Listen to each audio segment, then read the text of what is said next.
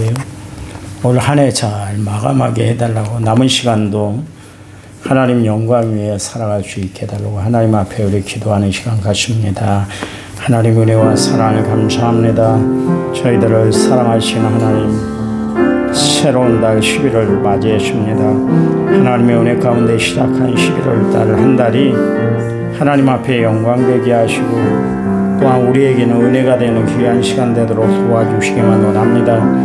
한 달을 허락해 주셨사오니 11월 한 달 동안 하나님의 긍휼한 은혜와 하나님의 놀라운 축복, 주의 도우심의 손길이 함께할 수 있도록 도와주시기만 원합니다. 결실의 계절입니다. 하나님 풍성함을 거두게 하시고 하나님의 은혜를 거두고 감사를 더 많이 거두는 귀한 시간들이 되도록 도와주시기만 원합니다. 11월 달에 여러 가지 일들이 참 많이 있습니다. 추수감사절이 있고요. 하나님 또한 시험을 앞두고 있는 우리 학생들도 있습니다. 하나님 마지막까지 최선을 다하도록 도와주시기만 원합니다. 우리의 마음에 성령이 주관해 주셔서 하나님의 은혜로 가득 채워지는 귀한 시간 되도록 도와주시기만 원합니다.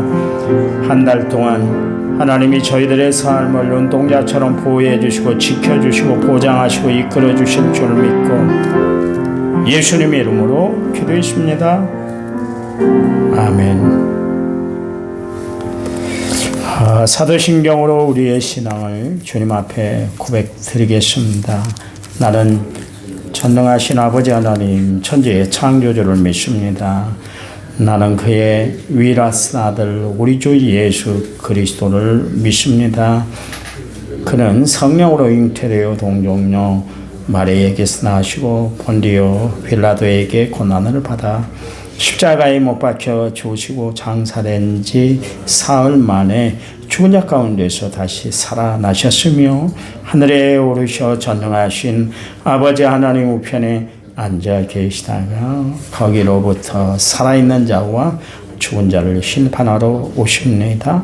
나는 성령을 믿으며 거룩한 공교회와 성도의 교제와 죄를 용서받는 것과 몸의 부활과 영생을 믿습니다. 아멘. 찬송가 276장입니다.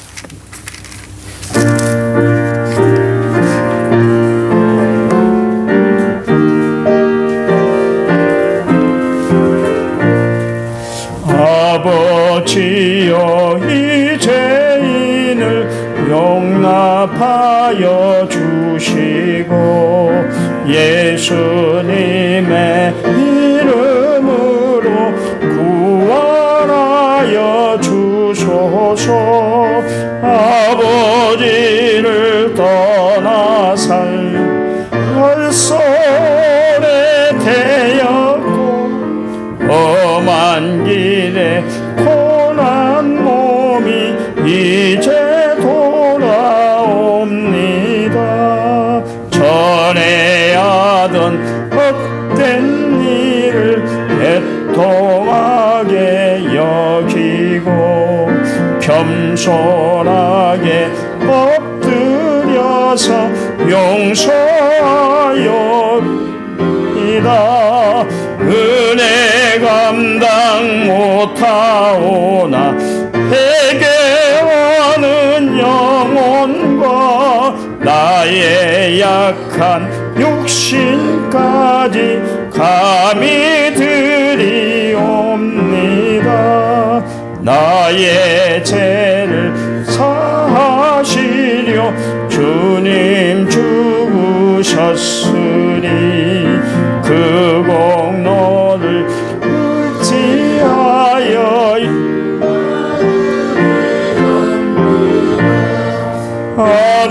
아버지여 용납하사 나를 품어주시고 주의 사랑 품 안에서 길이 살게 하소서.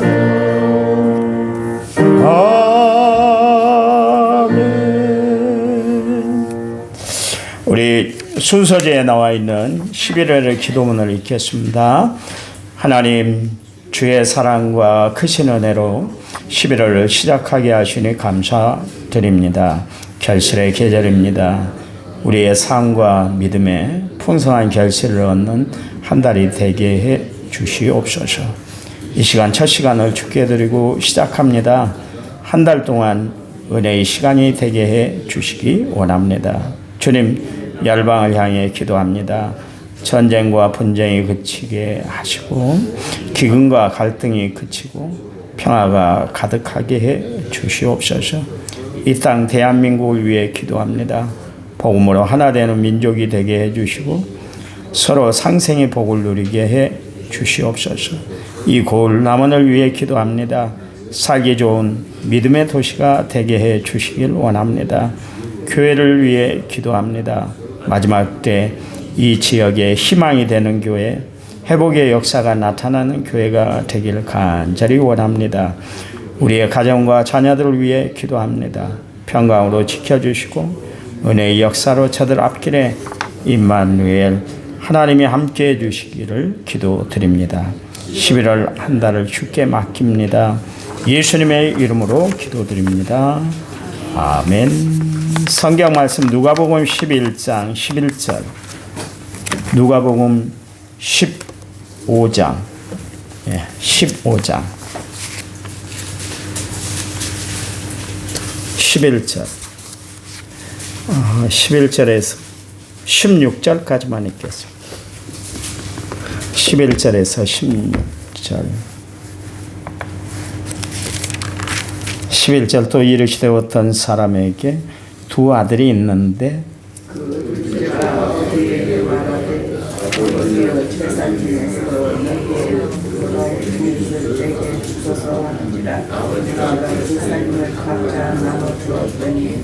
그 며칠이 안 되어 둘째 아들이 재물을 다 모아가지고 먼 나라에 가 거기서 허랑방탕하여 그 재산을 낭비하더니 다 없앤.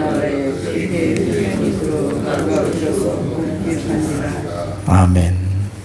1차 6795번째 제가 하나님 앞에 드렸습니다. 찬양 부릅니다. 나는 행복해요. 찬양집 6번입니다.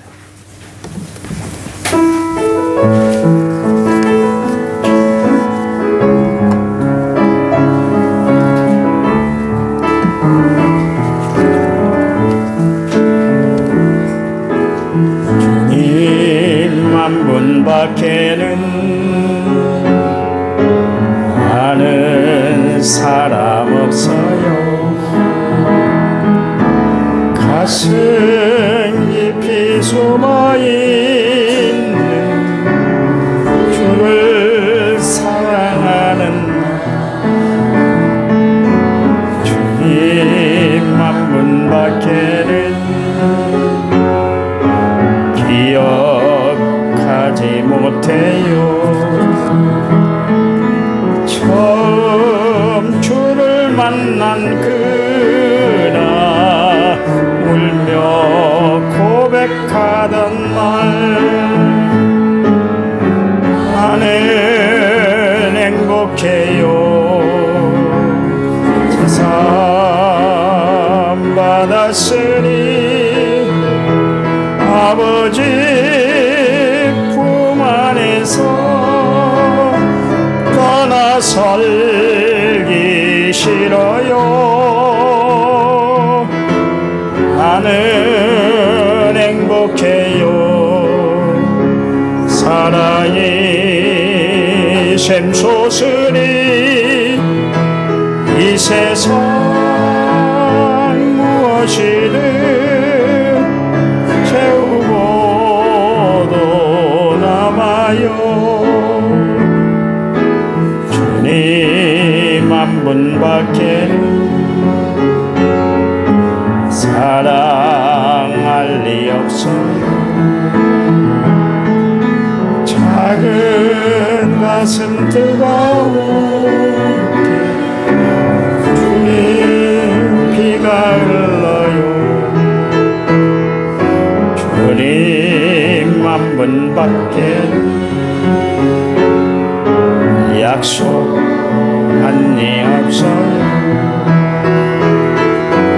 나를 믿고 따르는 자 반석 위에 서리라. 나는 행복해요. 제사 받았으니 오직 품 안에서 떠나서기 싫어요. 나는 행복해요. 사랑이 샘솟으니 세상 무엇이든 채우고도 남아요.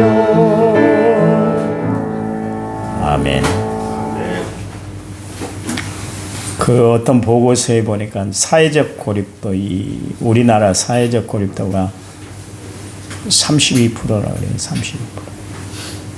60대 이상이 41%라고 합니다.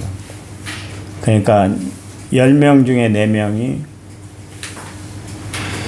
나는 애로워. 애롭대요. 세상이 우리를 편안하게 있게 해두들 않아요. 옛날처럼. 그런 세상이 아니기 때문에 자칫 내가 마음을 뺏기면 고립되게 되어 있습니다. 교회 안에서마저도 고립되는 사람들이 없어야 될 거예요. 주변에 안 나오신 분들, 오랫동안 못 뵈는 분들, 자주 전화하시고 좀 안부를 물으시고 찾아가시고 그랬으면 좋겠어요. 애롭지 않도록, 괴롭지 않도록. 주일날 제가 설교를 할까 합니다만은 그 무속에 대해서 이제 제가 설교를 하려고 그러는데, 그 10명 중에 교인 중에 4명이 점을 치고 사주관상을 봐요. 심각합니다. 그만큼 뭔가 의지할 것이 없다는 거예요. 하나님을 믿는다, 주를 믿는다 그러면서도 진정한 대상이 되질 못하고 살아가는 사람들이 의외로 많다는 거예요. 지금 갈수록 젊은 사람들이 그런 비율이 높아지고 있습니다. 교회 안에 마음 터놓고 이야기할 대상이 없다. 그런 이야기입니다. 제가 장로님들을 많이 세우고 권사님들을 많이 세우고 안수집사님들을 많이 세운 것은 직분만 가지고 있으라고 내가 세운 것이 아니었거든요. 기대가 뭐였냐면 우리 권사님들을 통해서, 장로님들을 통해서 소외된 사람이 없도록. 교회 어른이잖아요. 또 교회의 터줏대감들 아닙니까? 권사님이 그냥 권사님 되는 거 아니잖아요. 보면 혼자 신앙도 간수를 못하는 분들이 종종 있어요. 그러면 안 되는 거예요. 나에게 주어진 직분이 크다는 것을 알고 좀 사명을 잘 감당해 나가셨으면 좋겠어요. 각자 도생이라는 이야기가 있습니다. 되는 교회는 돼요. 지금도 다 교회가 부흥되기 어렵다. 코로나 이후에 한국 교회가 정체를 맞았다. 그렇게 이야기하지만 되는 교회는 되더라고요. 안 된다고 생각하니까 안 되는 것이지. 우리가 부흥을 위해서 갈망하는 이유 중에 하나가 뭐냐면 헌금 많아지고 교회의 사이즈가 커지는 것이 중요한 것이 아니라 문 영혼을 구원하는 일이에요. 그 죄악으로 치우쳐 지옥에 떨어지는 인생들을 구원하는 일이 우리에게 주어진 사명인데, 그 사명을 감당하기 위해서 교회가 부흥돼야 한다, 그런 이야기지 저는 다른 욕심 없잖아요. 그거 하나예요. 성도들이 믿음으로 바로 서고 있는 각자의 위치에서 하나님의 영광을 위해서 살아가고 주의 일을 충실히 감당해 나가는 것. 이게 참 중요한 것이거든요. 그래서 기도하자는 것이고, 그래서 늘 기도하라는 이야기가 바로 거기에서 나오는 거예요. 다른 거 아니에요. 여러분을 위한 것이지. 기도하는 것이 뭐 저를 위한 것입니까? 아니잖아요. 하나님 영광 위해서 기도하는 것이고 내 자신을 위해서 기도하는 것이지 다른 거 아니잖아요. 누구에게 보이기 위해서 기도하는 것이 아니라 정말 하나님의 깊은 뜻을 헤아리기 위해서 날마다 늘 깨어 기도하는 성도들이 되시기를 간절한 마음으로 부탁을 드립니다. 부모는 결코 자식을 잊지 못하는 법이에요. 그래서 부모는 산에 묻고 자식은 마음에 묻는다. 이제 그런 이야기가 있지 않습니까? 사실 자식은 부모에게 있어서 평생 잊을 수가 없는 존재예요. 사람이 늘 살아가면서 부모의 마음에 두는 것이 자식 아닙니까? 그렇잖아요. 어느 마을에 두 아들이 있었어요. 첫째 아들은 아버지 마음에 든든한 보장이 됐던 아들이었습니다. 늘 믿음직하고 행동하는 것 보면 정말 마음에 드는 그런 아들이었어요. 두 마디 할 것이 없는 그런 아들이었습니다. 언제나 아버지 그 마음에 순종을 했던 아들, 순종적인 아들이었습니다. 부모의 최고의 보람이 뭡니까? 자식이 부모에게 순종할 때 크게 효도해요. 그때 부모는 자식을 키운 보람을 느끼는 거 아니겠습니까? 근데 둘째 아들은 항상 럭비공 같은 존재, 어디로 튈지를 모르는 거예요. 어디로 튈지. 생각도 그렇고 성격도 그렇고 말하는 것도 그렇고 행동하는 것도 그랬습니다. 덜 말하는데도 막 그냥 가감 없이 그냥 지 생각난 대로 그냥 말해버리는 그런 스타일의 아들이었습니다. 부모의 사랑은 내리사랑이라고 그렇게 이야기하기도 하지만 이 마구 행동해버리고 철없이 구는 아들, 네 아들이 마음에 부모는 쓰였어요. 그렇잖아요. 우리가 잘하는 자식은 잘하고 있으니까 잘하고 있겠지 그러면서 별로 관심이 없습니다만은 좀 떨어지고 좀 못난 자식은 언제나 마음이 가잖아요. 저것이 어떻게 잘 살고 있는가, 어떻게 행동하고 있는가 늘 마음이 가 있는 것이 그렇습니다. 둘째 아들에게 아버지는 늘 마음이 갔던 것이죠. 그래서 아버지가 둘째 아들을 대할 때는 늘 행동도 그렇고 말도 그렇고 표정도 그렇고 어떻게 해서든 그 아들에게 상처를 받지 않도록 그렇게 행동했던 것이 아버지였어요. 근데 어느 날 둘째 아들이 아버지에게 딱 찾아와서 자신에게 물려줄 재산을 좀 땡겨서 달라고 그렇게 이야기를 하는 것이었어요. 그래서 아버지가 큰아들과 둘째 아들에게 돌아갈 상속을 다 물려주었습니다. 그랬더니 작은 아들이 며칠이 안 돼가지고 어떻게 했어요? 거기 보니까 그 돈을 싸들고 먼 나라로 가버렸다 그랬습니다. 아버지의 마음이 얼마나 아팠겠어요. 아직 세상에 배울 것이 많은 아들인데 경험해봐야 할 것이 많은데도 불구하고 그냥 뚜렷한 목적 없이 그냥 돈 싸들고 집을 나가버리니까 아버지의 마음이 참 불안하고 아팠었어요. 그걸 어떻게 알 수가 있는가? 20절에 보니까 아직도 거리가 먼데 아버지가 그를 봤다. 집 나간 자식을 아버지는 잘 마음에 기다리고 있었다. 그런 이야기입니다. 그 아들에게 마음이 갔었다. 그런 이야기예요. 아들이 집 나간 이후에 이 아버지는 이상한 행동이 포착이 되십니다.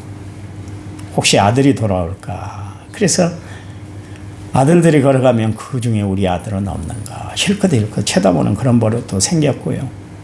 잠을 자다가 바람에 문이 털거다 그런 소리가 들리면 혹시 아들이 왔을까 벌떡벌떡 깨어나는 이상한 버릇이 아버지에게 들기 시작을 했던 것이죠. 아버지는 자식에게 마음이 갔다 그런 이야기입니다. 하나님은 그의 자녀된 우리에게 마음을 쓰고 계신 줄 믿으시기 바랍니다. 항상 우리에게 마음이 가 있으세요. 가 있으세요. 언제나 가 있으세요. 인생의 부모도 그런데 하물며 하늘 아버지께서 우리의 모든 것을 다 살피고 계신다, 그런 이야기예요. 그런데 부모는 자식을 모를 수가 있어요. 죄송합니다. 자꾸 그 이야기를 해서. 이 앞집 논방 진 사장님네 아들이 며칠 전부터 그렇게 포착되는 일이 있었대요. 이상한 행동을 하고 그랬대요. 너무 외로웠던 것 같아요, 얘가. 그래서 아빠가 그동안 차 CCTV 아니 뭐죠? 블랙박스를 이렇게 살펴봤더니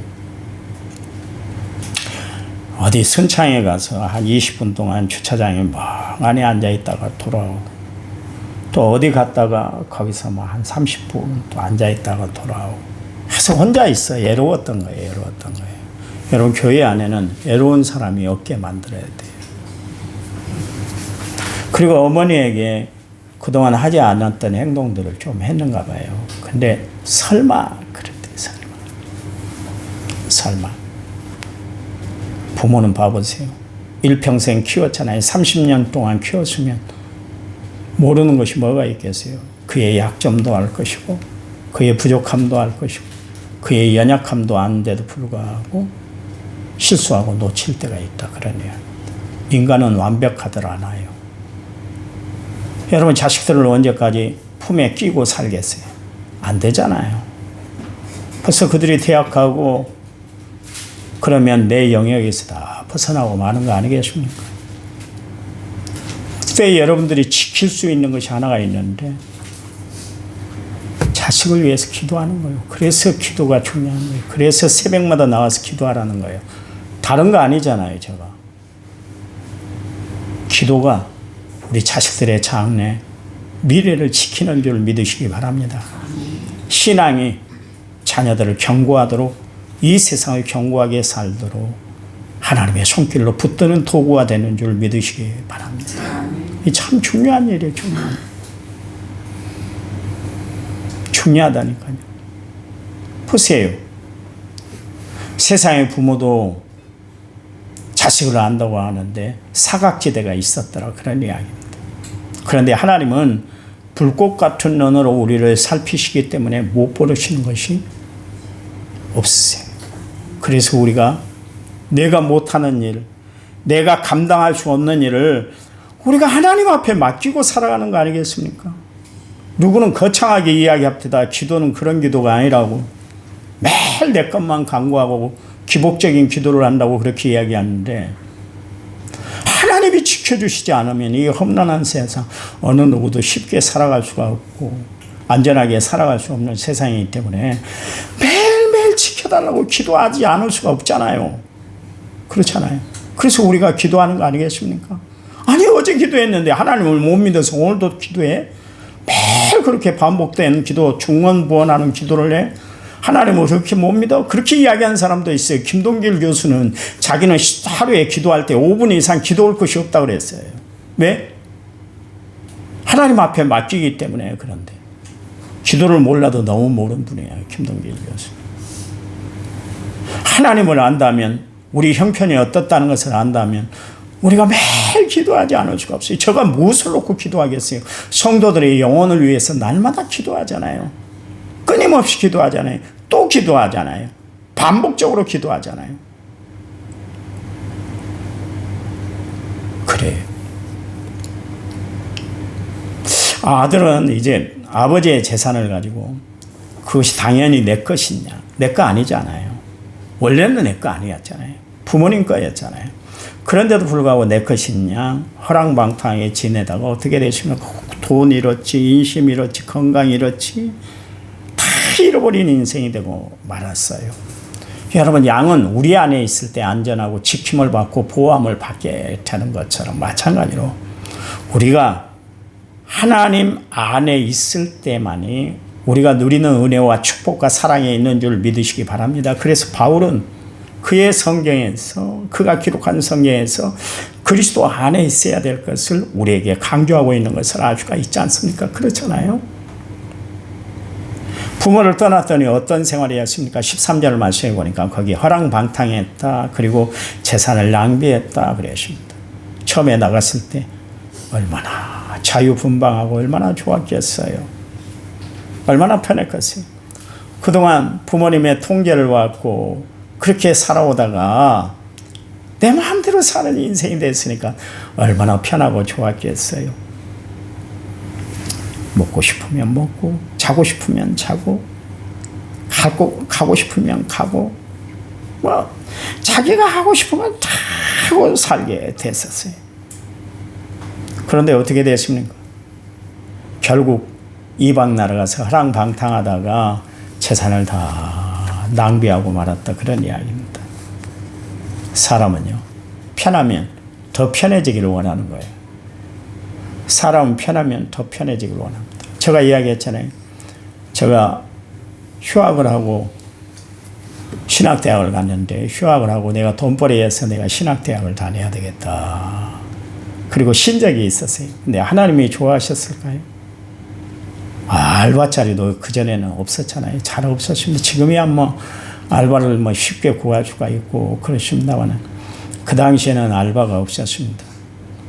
아유, 이거 한 달이 지났는데도 나를 찾는 사람이 없으니까 얼마나 답답하던지 2달 지나고 3달 지나니까 적응이 되더라고요. 처음에는 막 견디지 못해서 이거 어떻게 해내?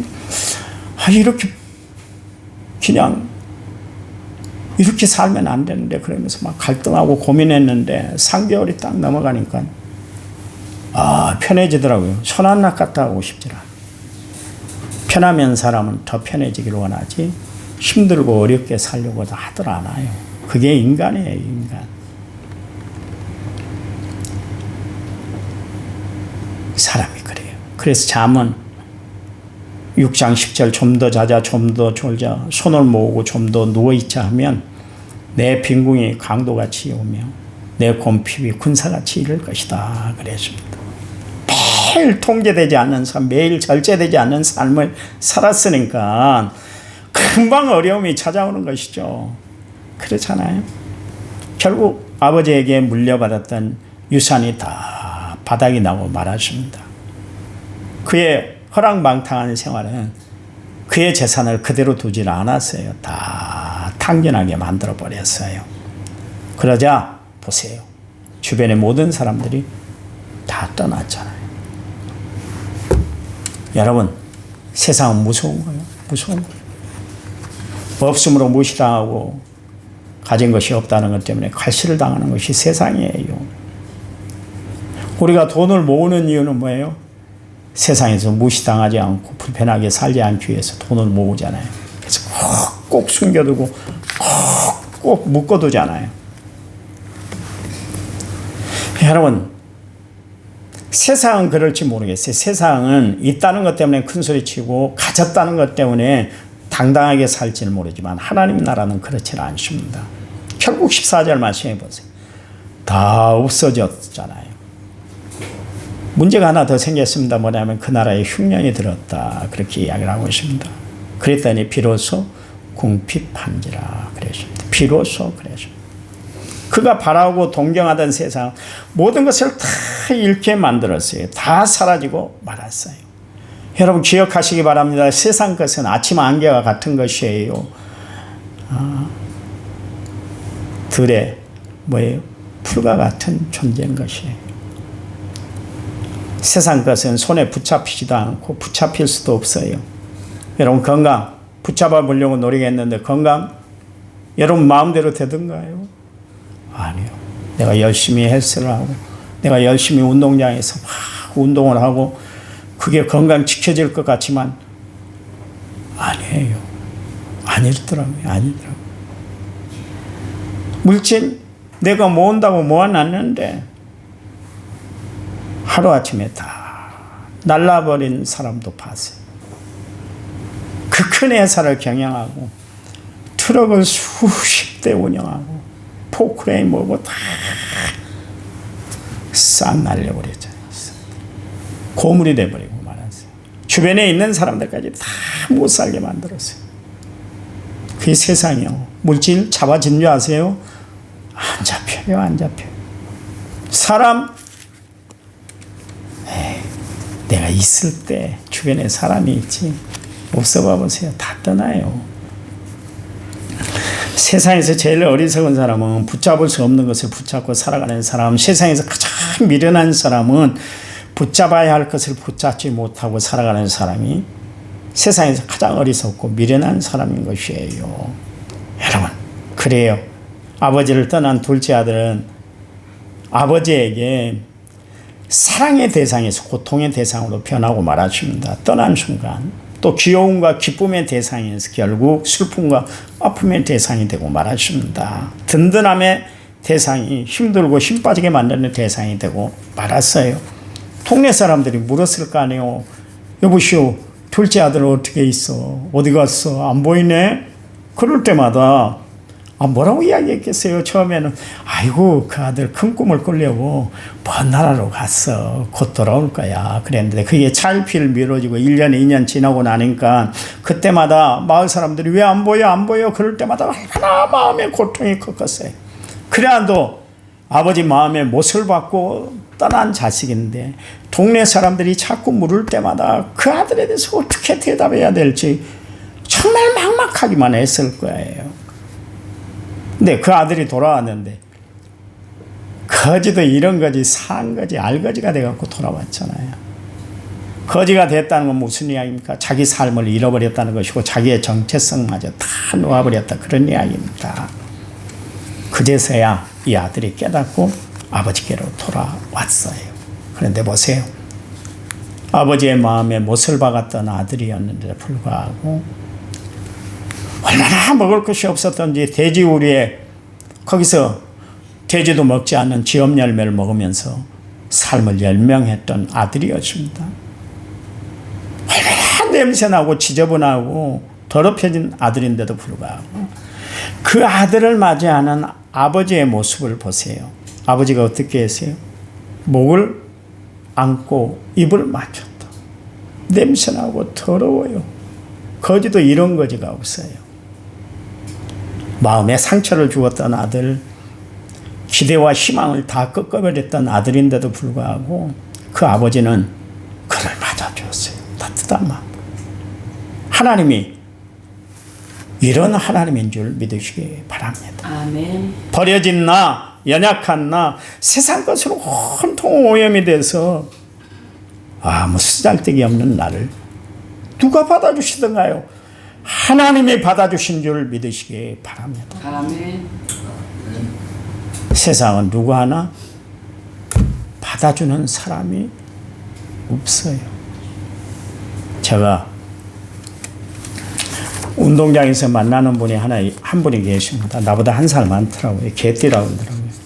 수년 전부터 알았는데 한쪽이 마비가 됐어요. 그래서 한쪽은 이렇게 수술을 했는데 다른 부위가 또 아파가고 제대로 못 걷는 그런 분이에요.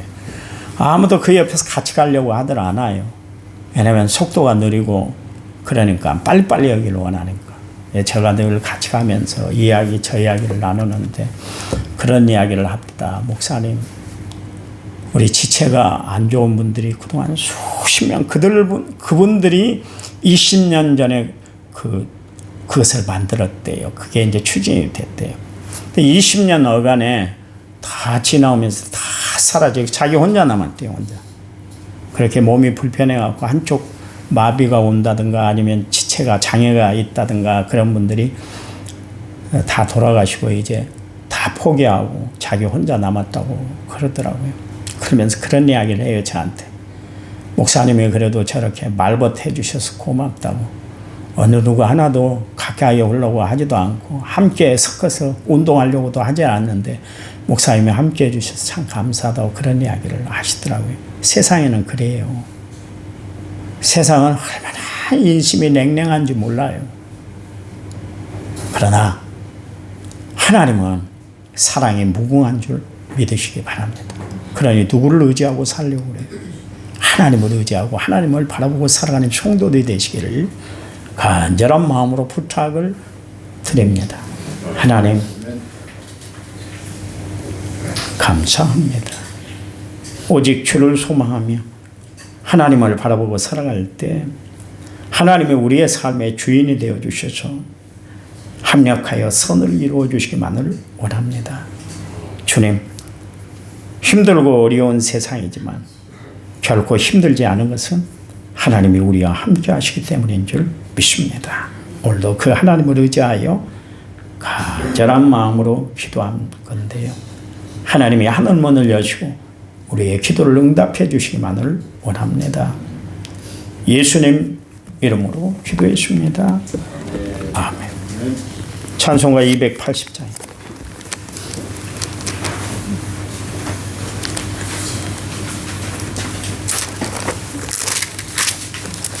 찬송가 280장.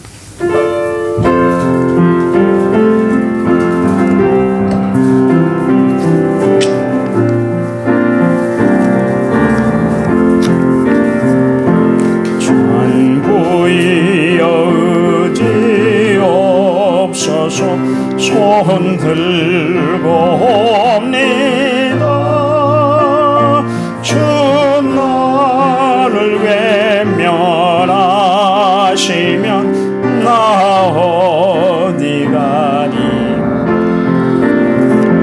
내 죄를 씻기 위하여 피 흘려 주시니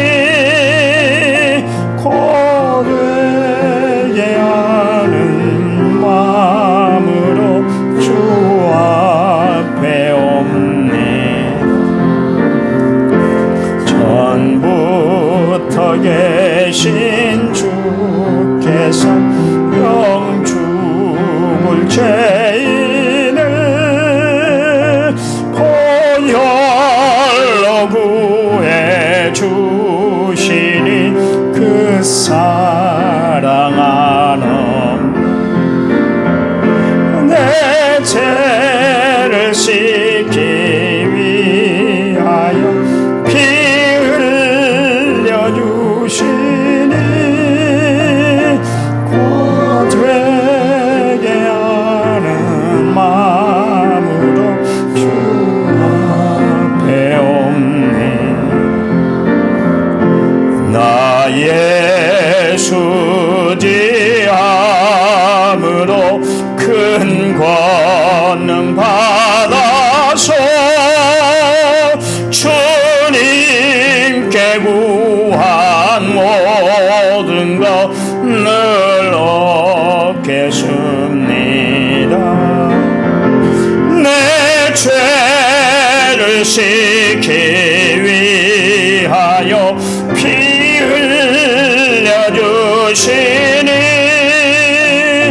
곧 되게 하는 마음으로 주 앞에 옵니다.